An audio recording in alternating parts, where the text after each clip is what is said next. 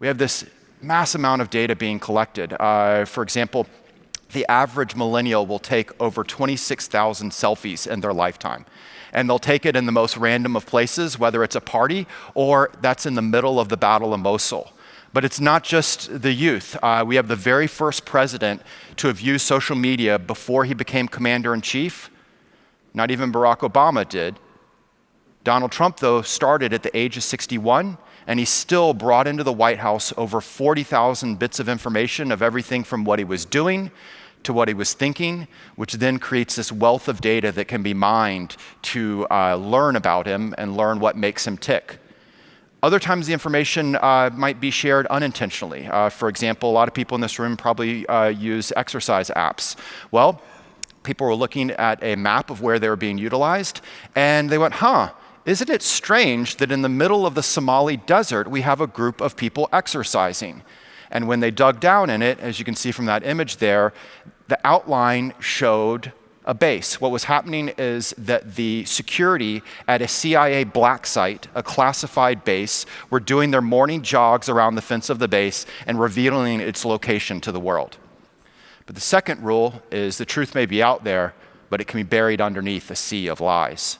And this is what we've seen in everything from its effect in marketing, to teenage life, to domestic political campaigns, to Russian disinformation operations. For example, as long as we've had electronic mail, it's been targeted for hacking, and it hit presidential campaigns. Both the Obama and the McCain campaign got hacked, stealing information. But what made it different is what gathers us here today is the sharing of that data, the mining of it. In 2016, we had what was claimed to be a Romanian hacker, Guccifer 2.0. We now know it was Grucifer, Russian military intelligence, GRU, that broke into the DNC and stole the information. What gave it impact was campaigns like Tennessee GOP there. Tennessee GOP, it's a little bit small in the text, but basically they say, I love God, I love my country, and they garnered over 44,000 followers with this kind of messaging. We now know that Tennessee GOP was not a Tennessee Republican, it was a Russian sitting in what's known as the Internet Research Agency. They actually had more followers by 10 times than the actual Tennessee Republican Party.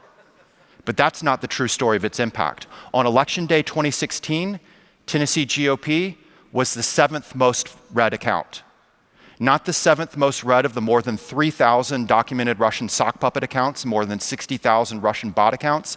It was the 7th most read overall, more than almost every single media outlet, politician, celebrity, you name it. Same thing played out, for instance, in terms of advertising. We now know that 146 million Americans were unknowingly exposed to Russian propaganda through ads like that on Facebook. Don't just think of this as a US issue. In Brexit, we now know that 1/3 of the online conversation in the lead up to that vote was generated by inauthentic accounts.